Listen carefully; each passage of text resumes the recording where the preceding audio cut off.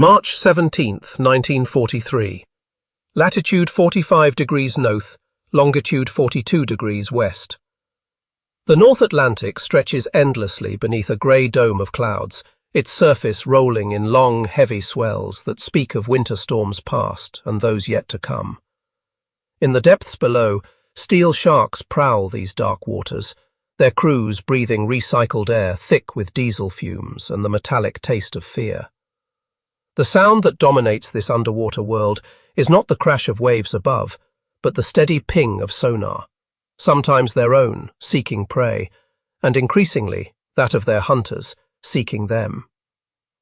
Kapitänleutnant Werner Henke adjusts his white cap and peers through the periscope of U-515, scanning the horizon for the telltale smoke trails that betray merchant convoys.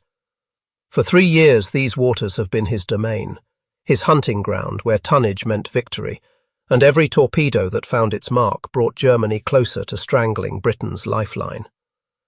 The Atlantic Ocean, vast and seemingly infinite, had become the stage for the most crucial naval battle of the war, one that would determine whether democracy or totalitarianism would control the sea lanes that connected continents. But on this March morning in 1943, something fundamental has shifted in these waters. The hunters are becoming the hunted, and Henke, veteran of a dozen successful patrols, feels it in the changed rhythm of the ocean itself. The story of how German U-boat commanders came to call the Atlantic their private hunting preserve begins not in 1943, but in the golden days of 1940, when the Kriegsmarine's submarine fleet seemed poised to achieve what no navy had accomplished since the age of sail: complete dominance over the world's shipping lanes.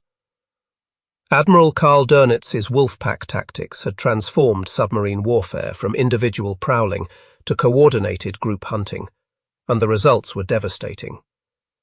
Between June and October 1940, a period U-boat crews would forever remember as die glückliche Zeit, the happy time, German submarines sank over 270 Allied vessels, totaling more than 1.4 million tons of desperately needed supplies. For the men who lived in the steel tubes beneath the waves, these were days of triumph that seemed almost too easy. Oberleutnant Otto Kretschmer. By March 1941, Kretschmer had sent 47 ships to the bottom, earning him the Knight's Cross with oak leaves and the unofficial title of the Atlantic's most lethal predator. The confidence of these early U-boat commanders was born from more than mere success. It emerged from their absolute belief that they possessed tactical and technological superiority that no enemy could match. German submarines in 1940 and 1941 operated with near impunity. British convoy escorts were few and inexperienced, radar technology remained primitive, and the Royal Navy's anti-submarine tactics relied heavily on outdated methods developed during the First World War. For every U-boat lost, German shipyards launched 3 more, and Admiral Dönnitz's prediction that 300 operational submarines could starve Britain into submission seemed not just achievable, but inevitable. The psychological transformation of U-boat crews during the happy time reveals itself in the letters and diaries they sent home. Hans Joachim Schwantke, serving aboard U-43, wrote to his sweetheart in Hamburg, "The ocean belongs to us now. The Tommies scatter like sheep when they hear our diesel engines. By Christmas I'll be home, and England will be asking for peace." Such confidence was not mere bravado, but reflected the genuine belief among German submariners that they had achieved something approaching invincibility. Yet, even as U-boat commanders celebrated their dominance, the seeds of their eventual downfall were already being planted in American shipyards and British research laboratories. The entry of the United States into the war in December 1941 initially seemed to promise even greater success for German submarines. During what became known as the Second Happy Time, from January to August 1942, U-boats operating off the American coast sank over 600 ships, many of them silhouetted against the bright lights of coastal cities that had not yet implemented blackout procedures. Kapitänleutnant Reinhard Hardegen, commanding U-123 during Operation Drumbeat, described the American coast as a shooting gallery where the ducks lined up obligingly to be knocked down. His submarine alone sank 25 ships, totaling over 160,000 tons during 2 patrols, and Hardigan returned to Lorient, convinced that America's industrial might was meaningless if German submarines. While U-boat crews celebrated their victories, American shipyards were revolutionizing vessel construction through mass production techniques that turned out Liberty ships in weeks rather than months. More importantly, American naval architects were designing an entirely new class of vessel specifically to hunt submarines, the destroyer escort. The destroyer escort represented everything that German naval thinking had failed to anticipate about American warfare.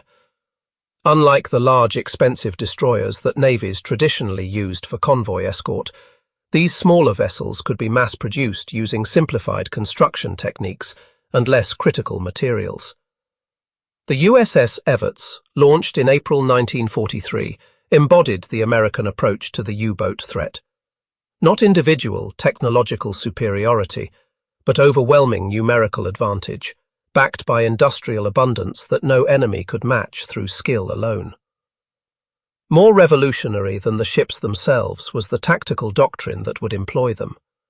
While German submarines had perfected wolfpack hunting, American naval strategists developed hunter-killer groups that turned the predator-prey relationship on its head.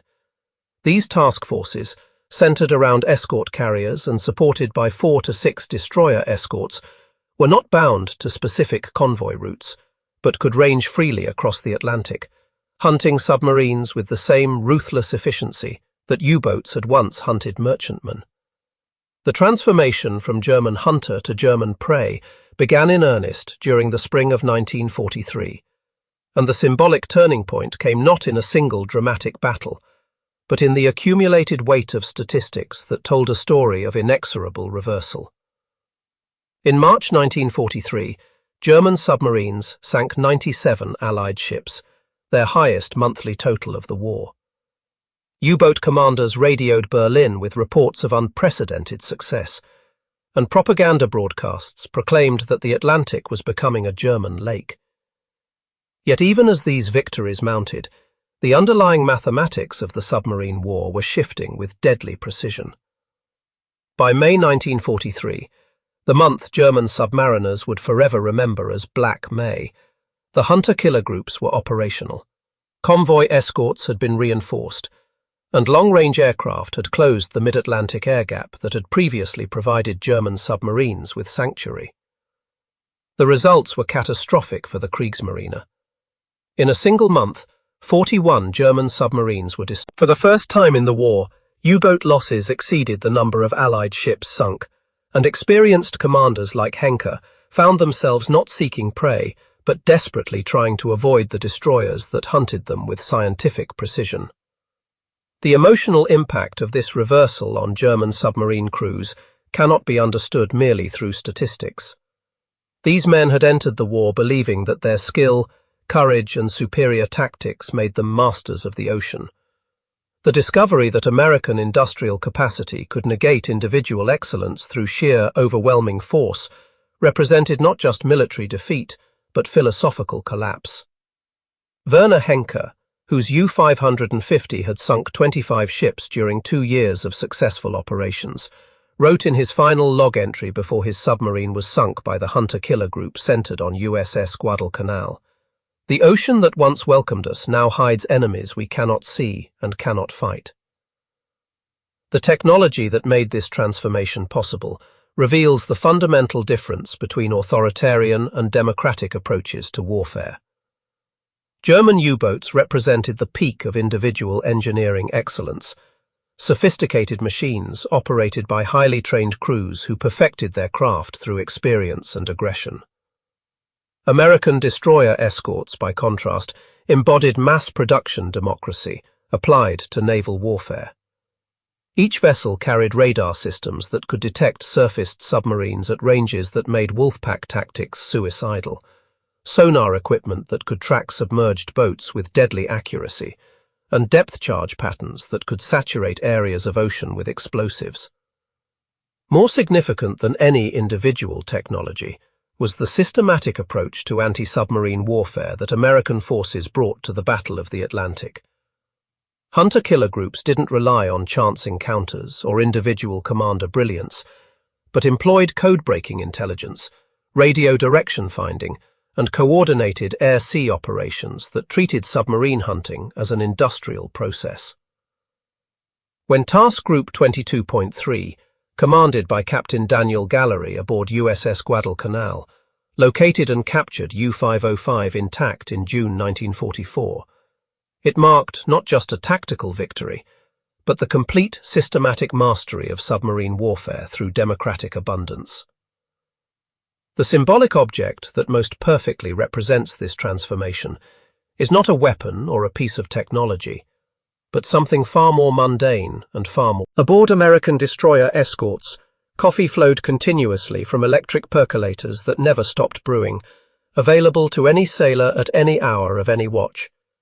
This abundance extended to everything from ammunition to fuel to replacement equipment, but the coffee cup captured something essential about democratic warfare, the assumption that citizen soldiers deserved not just adequate supplies, but comfort and abundance even while fighting for their lives.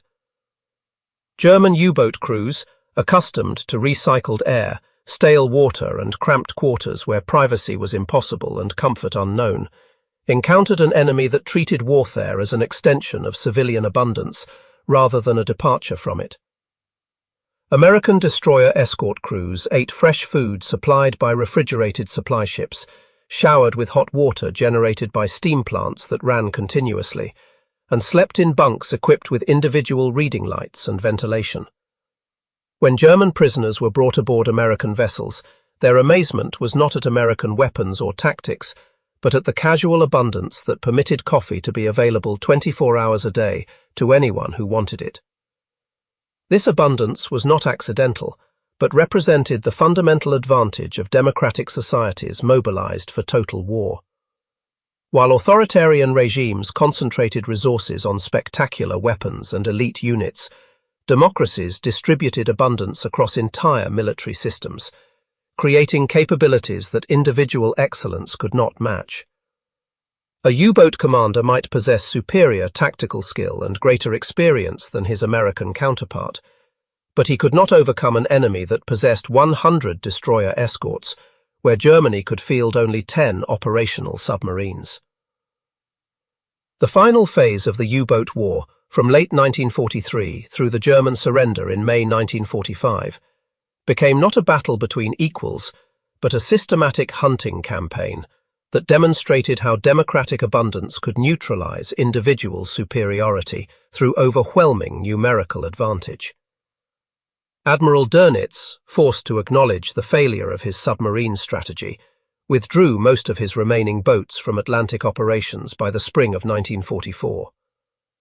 The ocean that German commanders had claimed as their hunting ground had become their graveyard, patrolled by hunter-killer groups that sank submarines faster than German shipyards could replace them. The emotional toll of this reversal is captured in the diary entries and letters of German "We are the prey now, hunted by enemies we cannot see until they are close enough to kill us." The American destroyers appear from nowhere. Their radar sees us before we see them, and their depth charges follow us down no matter how deep we dive. I dream of coffee that flows without end, and wake to the taste of fear. The transformation of German submarine crews from confident hunters to desperate prey reveals something profound about the nature of warfare between democratic and authoritarian systems. Individual skill, technological sophistication, and tactical innovation can achieve spectacular early successes, but they cannot ultimately overcome the systematic application of abundance that democratic societies can bring to bear when fully mobilized. The U-boat commanders who had once prowled the Atlantic with predatory confidence discovered that their hunting ground had become a killing field where American abundance made German expertise irrelevant. Captain Daniel Gallery, whose hunter-killer group captured U-505, understood this transformation perfectly. In his post-war memoir, he wrote, The German submariners were brave men who fought skillfully for a cause they believed in. But courage and skill cannot overcome mathematics. When we could build escort carriers faster than they could build submarines, when we could train crews faster than they could replace their losses, when we could patrol the ocean with enough ships to cover every square mile where a U-boat might hide, the outcome was inevitable. They were still good sailors and good fighters, but we had more ships, more planes, more depth charges, and more coffee than they could possibly match. The symbolic power of abundance extended beyond mere material advantage to represent philosophical differences between democratic and authoritarian approaches to human potential. German submarine service emphasized individual excellence within rigid hierarchical structures, where a few exceptional commanders achieved spectacular success, while the majority struggled with inadequate resources and impossible odds. American anti-submarine warfare assumed that ordinary citizens, given adequate training and abundant equipment, could collectively achieve results that individual genius could not match. This philosophy manifested itself in countless small ways that accumulated into decisive advantage. American destroyer escort crews received continuous training updates as new tactics and technologies were developed, while German submariners, American vessels carried spare parts for every major system and could request replacement equipment through supply chains that delivered goods anywhere in the Atlantic within days, while German submarines often limped home with broken systems because replacement parts were unavailable or supply runs too dangerous to attempt. The coffee that flowed continuously aboard American ships represented more than comfort. It symbolized a society that believed its citizens were worth investing in, worth supplying abundantly, worth treating as valuable human beings whose welfare mattered even during wartime. German submarine crews, indoctrinated to see individual sacrifice as noble and privation as character building, encountered an enemy that provided abundance as a matter of course, rather than as a reward for exceptional service. By the time Werner Henke's U-515 was cornered by USS Chatelaine and her sister escorts in April 1944, the transformation was complete. The submarine that had once hunted merchant vessels with confidence and success found itself trapped by enemies that possessed every advantage: numerical superiority, technological advancement, intelligence about German operations, and the systematic application of resources that no individual excellence could overcome. Henke's final radio transmission before his submarine was destroyed captured the complete reversal of the hunter-prey relationship. Enemy destroyers on all sides cannot escape, cannot fight. The ocean remembers only the victors. The capture of U-505 by Captain Gallery's task group represented not just tactical success, but symbolic victory of democratic abundance over authoritarian excellence. The German submarine, once the terror of the Atlantic, was brought to the surface not by individual heroism or technological superiority, but by the systematic application of overwhelming force, guided by precise intelligence and supported by unlimited resources. The U-boat crew, emerging from their steel tube into American custody, found themselves aboard vessels that provided hot coffee, clean clothes, medical care, and treatment that recognized their humanity, even as they were defeated enemies. The final months of the Battle of the Atlantic became less a contest between worthy opponents than a systematic elimination of German submarine capability through the patient application of superior resources. Hunter-killer groups ranged across the ocean with scientific precision, their operations guided by intelligence from captured German submarine commanders found themselves operating not in a hunting ground, but in a trap where every tactical advantage they had once possessed had been systematically neutralized by democratic abundance. The end came not with dramatic battles, but with the simple mathematics of attrition. By May 1945, the German submarine force that had once threatened to control the Atlantic had been reduced to fewer than 50 operational boats, most of them trapped in ports by overwhelming Allied superiority. The officers who had once sailed confidently into battle, certain of their tactical and technological advantages, surrendered their submarines to enemies who had proven that abundance, properly applied, could overcome any individual excellence. As the last German submarines surfaced in surrender on May 8, 1945, the transformation was complete and irreversible.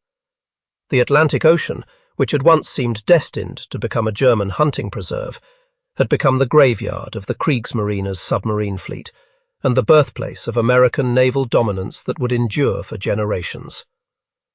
The hunters had become the hunted, and the hunted had become the masters of the sea. The legacy of this transformation extends far beyond the immediate military consequences of World War II.